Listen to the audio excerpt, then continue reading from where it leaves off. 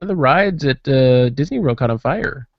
The new one, yeah, the Seven Dwarfs Mine Train. It was crazy. That's kind of how did it catch on fire? The I think fireworks, it's. yeah, there was some fireworks collateral damage. I They think that's shot it with hilarious. fireworks and it caught on fire. That's Half of my Facebook friends are Disney cast members. It was like all over my newsfeed this morning. Big news at Disney World. It's like whistle while you work. Dude, oh my god! Actually, I don't think anyone was riding it. They shut it down during the fireworks for that very reason. we lost Oh it. my god! Went all Where's pyro. Dopey? Where's Dopey? Oh my god! No dwarf left behind. Yeah. Anyway, we're talking about hashtivism today. This kind of comes out of, and I just kind of want to frame this a little bit before we actually have the conversation.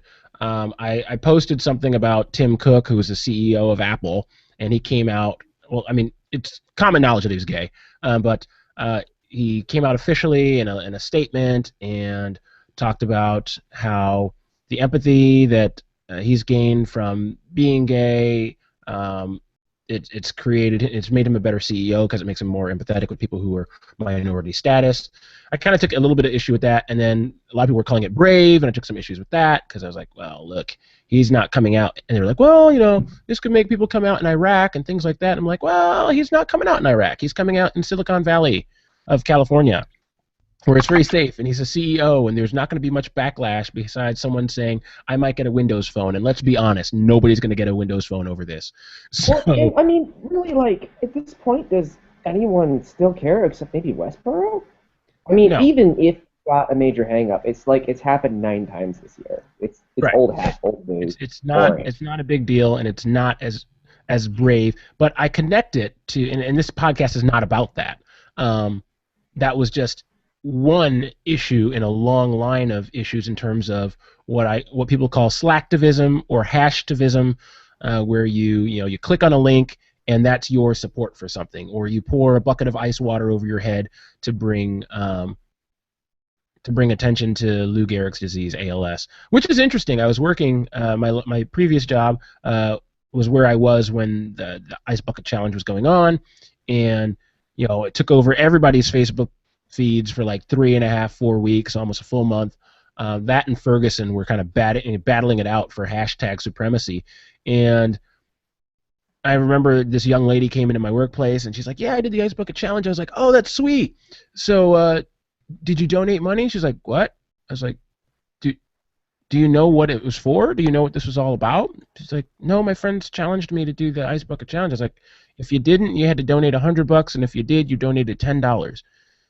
And she's like, oh, I didn't know that. I was like, do you know what ALS is? And she like sat there for like a minute and a half before Lou Gehrig's disease. Like it was like a lucky guess. She was kind of like going back into the recesses of her mind to pull the answer, and it was very telling to me about this culture that we live in of slacktivism and hashtivism.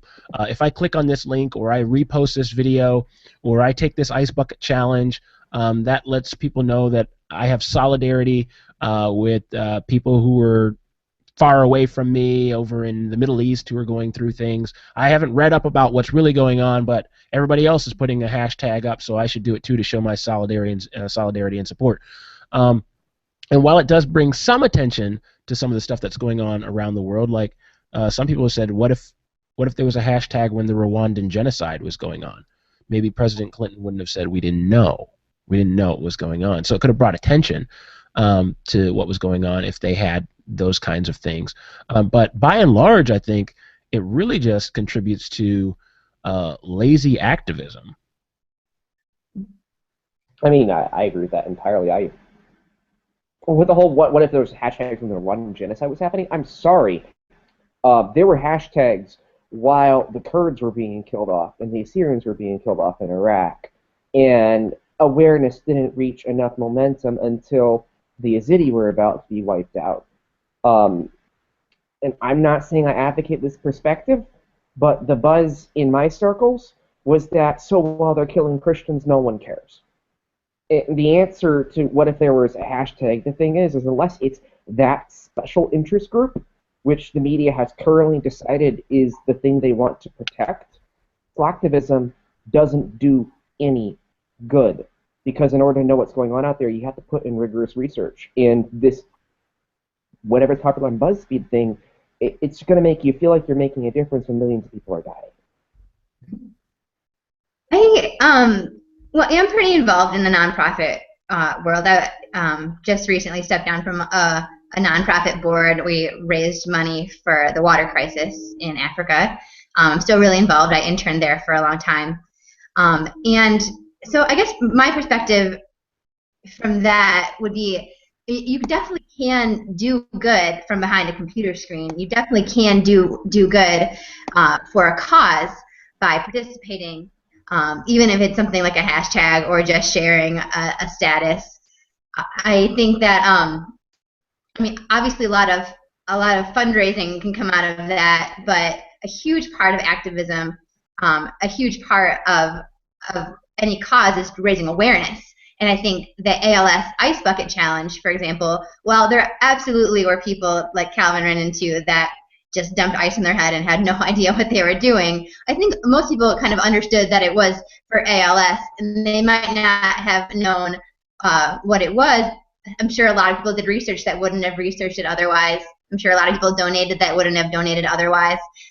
So maybe it didn't have the huge impact, like suddenly now the whole world is like, yay, let's end ALS.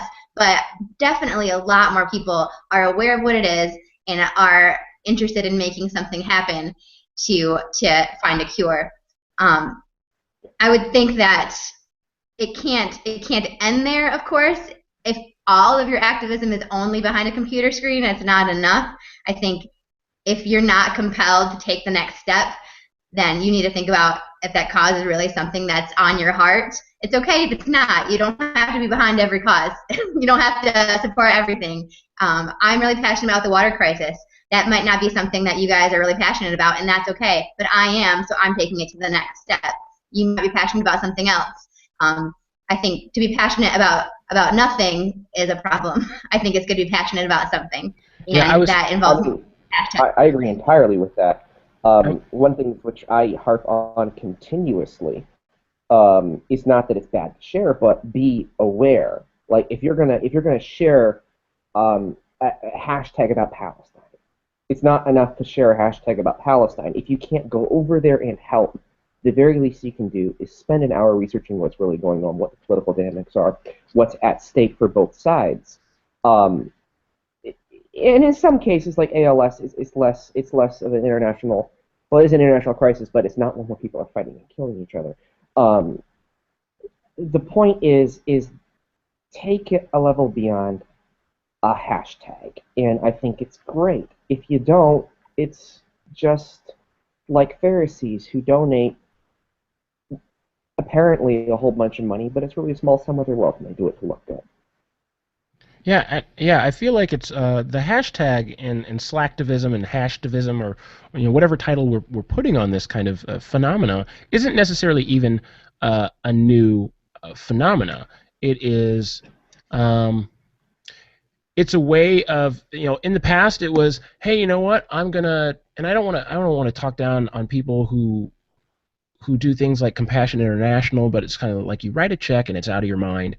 You do get a picture and it hangs on your fridge, and that's cool. And some people are involved. Some people do go over, eventually after years of helping support this kid with Compassion International, they'll go over to Africa, or they'll go over to whatever other nation this kid might be in, South America, those kinds of things, those kinds of places, and they'll meet this child that they supported over the years. So you do have people who do that, but then you also have people who are going into the family Christian bookstore and they're just trying to get a book, and the person is really aggressive at sales there at the desk, and you're like, hey, support this kid, and you're like, fine, I'll support him, and they grab him, and then it becomes this thing where you're just writing a check and sending it off into the ether, and you have their picture on your fridge, and you feel a little bit good about yourself. And I feel like that's kind of almost what the hashtag and hashtivism is, and slacktivism does, is it makes me feel like I've done my part. I showed that video of the girl walking down the street who was catcalled, and I said, I don't agree with this, and I've done my part for women's women's lib, right? For women's rights. It's not my cause. I don't want to say I could care less about women's rights, but really, my passion and my focus tends to be, as you know, and it comes out in this podcast quite a bit, is race relations in the United States, which is why I was so passionate about Ferguson and so much less passionate about the catcalling thing. Like, I was so much more about my point of view in that podcast. It has since changed a little bit as I've had some more conversations with women, but it's not my area of passion. And I like that you've given the freedom there for Kara, like, hey, you know what? Water wells might not be your thing. It's my thing, but you need to be passionate about something, because being passionate about nothing is not good. But I feel like with slacktivism, people feel like they're passionate about everything, and they never end up, or they feel like they've done their part to help the world in every area possible, and they never really come down. They might not say it that way, but they never really come down to be passionate about some particular cause. I mean, ALS challenge is done. The Ice Bucket Challenge is done. People might know about ALS. They might know about Lou Gehrig's disease. They might have researched it. They might not have, but they did their part by dumping a bucket of ice over their head. It's still not cured. Did they raise a lot of money? Yes. Does anybody care about it now? Not a lot. I don't think anybody who poured ice over their head was like, and now I need to become a research scientist so I can help, get rid of this debilitating disease. There's a lot of causes out there, and I think you can't possibly be passionate about everything, and I think we want to do something still. I mean, if I have 20 friends that are all raising money for all these different charities, and it becomes a lot to me, so either I have to block it out and be like, okay, nope, I've got my one cause, I'm not giving you anything, or I'm trying to help in some small way. So I mean, in the past I've done things like I might give your charity $5 or $10. It's not a lot, but that way I feel like I'm helping you out, because on the one hand I want to be really supportive of my friend who's doing this, but it's not really something I'm passionate about, but I'm passionate about my friendship, and so I want to help them. And so in the same, I might do that with a hashtag. I might do that sharing their status. I don't think it is necessarily a bad thing to do that. What I'm saying is that can't be all that you do. Right, and recently, I don't want people to hear me as gay bashing, because I am a supporter of gay rights here in the United States as the next individual. That seems to kind of be the way that the culture is going. And if you're an American citizen, I think all rights should be afforded to you that the Constitution provides. And so hear me say that, but I think Tim Cook recently came out of the closet. He's the CEO of Apple, and I made mention of the fact that he released a statement and about how he was proud to be gay, and how he had, because of his sexual preference, and because of him being kind of in a minority status, it's made him more empathetic to people who also have minority status in the United States, and who have gone through tough things. And some people are like, oh, it's so brave. He's going to inspire other people to come out of the closet and to stop being afraid. If he can do it, anybody can do it. And my thought was, look, this guy he's rich, he's powerful, he's the CEO of the, arguably the most popular brand in the world. He's insulated. He can say these things, and it's not, no one's really going to harm him. It's not going to do harm. And so I don't know that it's necessarily brave. And someone took me to task on that and said, well, there are other countries, there's 70 countries that Apple products are sold in, and so that it's illegal, or you can be harmed or jailed for homosexuality. So maybe this would inspire someone. It'll inspire someone over there. And I was like, if it inspires somebody over there, that's probably a bad thing, because they'll end up in jail or worse. But I thought it would be brave. What would be brave is if he was in one of those countries and said that he was gay. That would be him standing up for something. That would be activism. And maybe he's doing a small part here. Maybe I don't completely understand the conversation that's going on around that.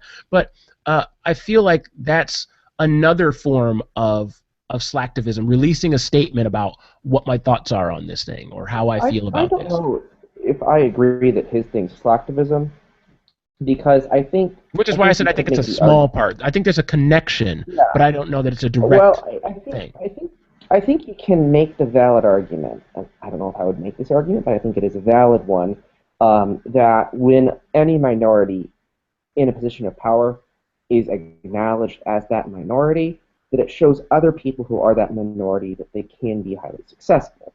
Whether that's relevant for homosexuals who tend to be highly successful in all areas of industry. I don't know if that's true. I think with that, to discern what things are and aren't, Kara, I couldn't agree with you more when you say it takes a next level. So in terms of this guy coming out of the closet, let's see what's next. In terms of your average daily person, there's a psychological fact that when they get angry, like we see in, what is it, that Network movie about the guy who says, I'm sick and tired, I won't have it anymore, get angry. It's a psychological phenomenon where if you get really upset about something, you feel like you've done something about it. It's a hit people get for being charitable when they're not really being charitable at all. And you have to be really careful about that. So when I share a status, like about Ferguson, I usually think about it first.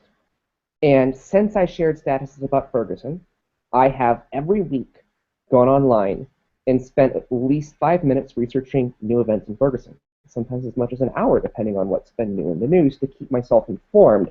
Because even if you can't donate to something, a way to contribute to someone who is suffering is to acknowledge that they're suffering in your heart. And you can pray for them, or you can just acknowledge them. And that level of research can take it beyond the whole psychological level of just, getting your nicotine patch of charity for that day. I love that, David. It's interesting that you said that, because, as you know, we did the podcast on Ferguson, and part of my whole spiel there and my thought and feelings about that was that I'm not trying to pass blame. I just want you to acknowledge it. Acknowledge that this happens. Acknowledge that this is real. And so we talked about that last season, and as you know, there were people on the podcast who were really making me upset about it, because it was just like, anyway, I don't want to go back into that. But I was really passionate about that, and I was posting all the time, and like you, I research stuff pretty much every day. I'm still looking at stuff about Ferguson because, again, a lot of my focus and my passion is about race relations in the United States. But downstairs, I live in the 5th floor walk-up of this apartment building, but the front desk guy was actually organizing. It didn't actually happen, but he was so moved by it, but he was organizing a group to actually go to Ferguson, Missouri. My activism stopped at the computer and posting videos and showing that I was outraged. We did have a podcast, so there was some effective conversation that went on, and I am still researching things. But this guy, like you said, Kara, taking it to the next level. Let's get a group of people. Let's go there. Let's protest. Let's show our solidarity with the people who have to continue to live in this situation on a day-to-day basis. I'm going to leave at the end of the day. It's kind of like a missionary movement where you go, you do some good stuff, and then you leave. But still, it's more than from a distance saying, I'm going to write you a check, and hopefully that'll make things better. The tagline for Active Water, which is the nonprofit I work with, is that sacrifice inspires, and we have just found that to be so true. That words can absolutely be powerful. You can definitely encourage people and inspire people with words, but the things that speak the loudest are when you're very real with it in your life. Sacrifice inspires. So when I give up something to help somebody else, and you see that means more than when I just say somebody should help that person. I think that's so true. That's so right on. I love. It's activewater.com, right? Activewater.org.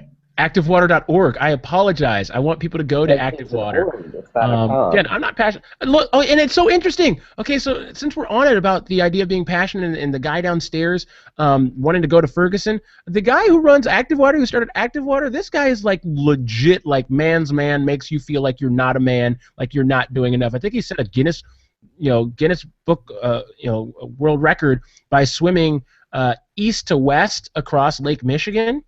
He swam from, I think, Holland, Michigan to Chicago, Illinois.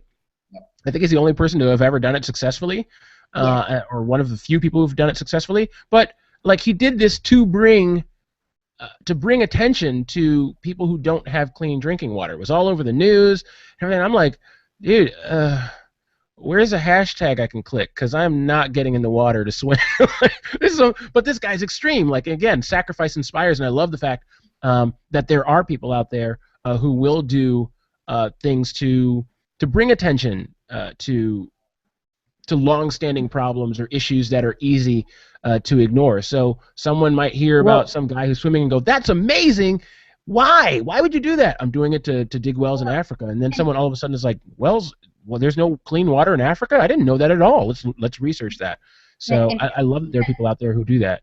He does that, and then he inspired me to run a marathon, which is something I never thought I could do. But I'm like, well, he's swimming across Lake Michigan, so I guess I can probably run a marathon. And and then and I raise money for the cause, and then people that support me are like, hey, I could probably do a 5K. It just kind of trickles down, So you see somebody doing something extreme, and you're like, I want to do something extreme too.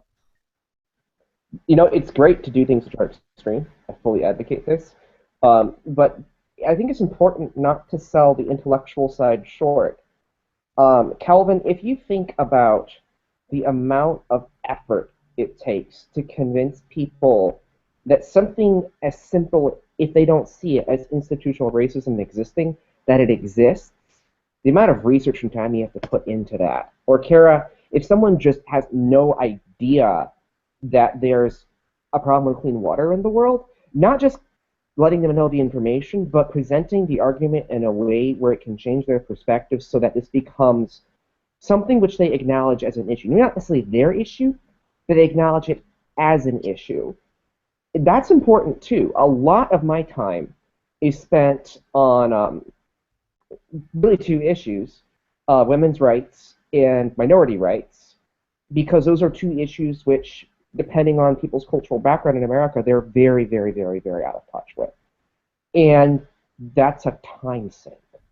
So the point would be whether you're doing so by way of using your body for God, or whether you're doing so by way of using your mind for God.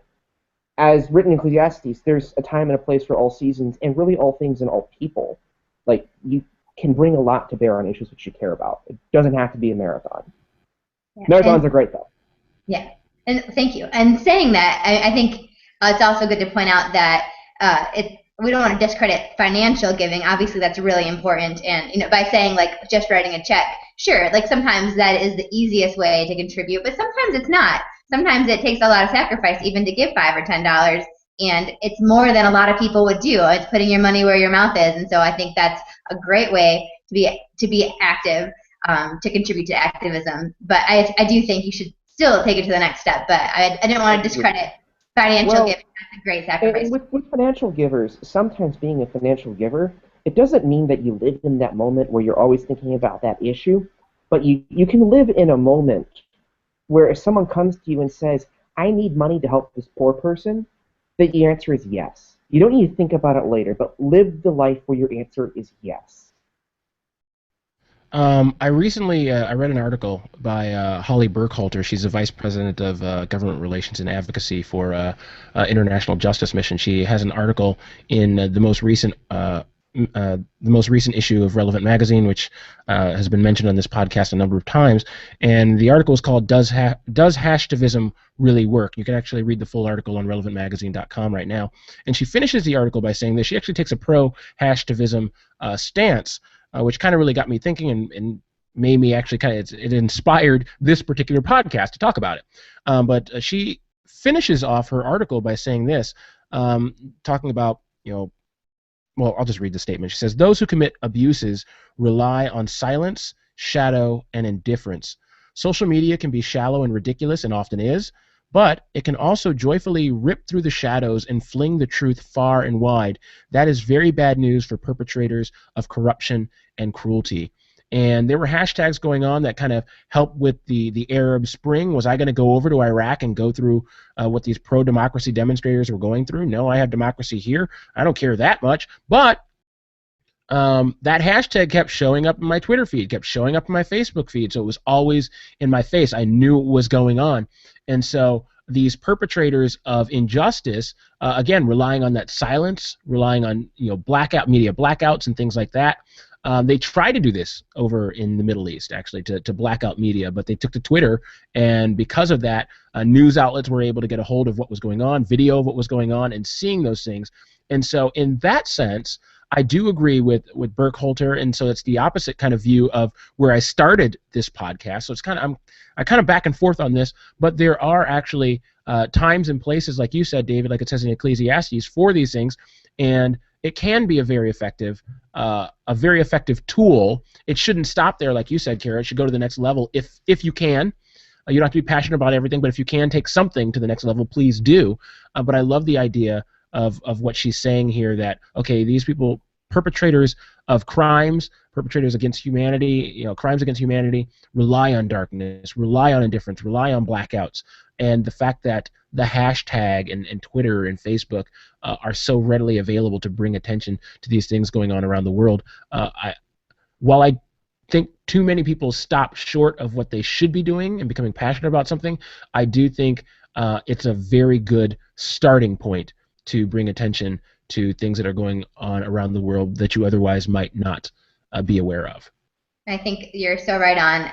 For some people, the hashtag to support a charity is the next level. We're such a self-involved culture that if you see anything outside of yourself and you think that's not just, that's not right, I want to change that, and you hashtag it, it might be something really small, but to that person it might be really big. It might be a big deal, and it should be celebrated. All right, well, I think we'll end there. This was a good podcast. These were both good podcasts. I think I'm going to post the Hashtivism one first, and then I'll do the dating one the next week. So we're off next Sunday, but we will be back on let's see, we're getting into Thanksgiving time. So what we do, I don't know, Kara, if you were around last year around Thanksgiving. I tried to do a few more around that time because we're going to get into Christmas and holiday season. So I want to, we might do like 3 the next time, just so we're not running into Christmas. So let's see, we are at November the 2nd, so the 16th is fine. So on the 16th we can do one for that week, and then maybe do one, yeah, we'll do 2 on the 16th. Then the 30th is immediately after Thanksgiving. Do you guys have Thanksgiving plans? Are you guys going to be out of town or anything? I'll be home by Sunday, so that would work. It's fine for me. I have Thanksgiving plans. They're up in the air. I'm driving to Virginia to help my grandparents move. Okay. So then let's just plan on not having one on the 30th. And, well, maybe on the 16th, 2 weeks from now, we do 3 podcasts, or we do one on the 16th and the 23rd. I don't know. Okay. So I just got a message. All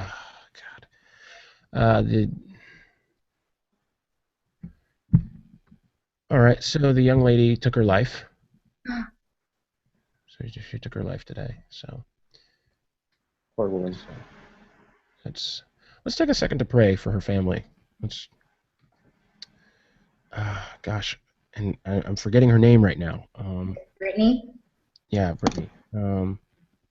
Let's take a minute to pray for her family, if you don't mind. You guys okay with that? Yeah. Well, yeah. No, I'm quiet out of solemnness and agreement. No. Okay.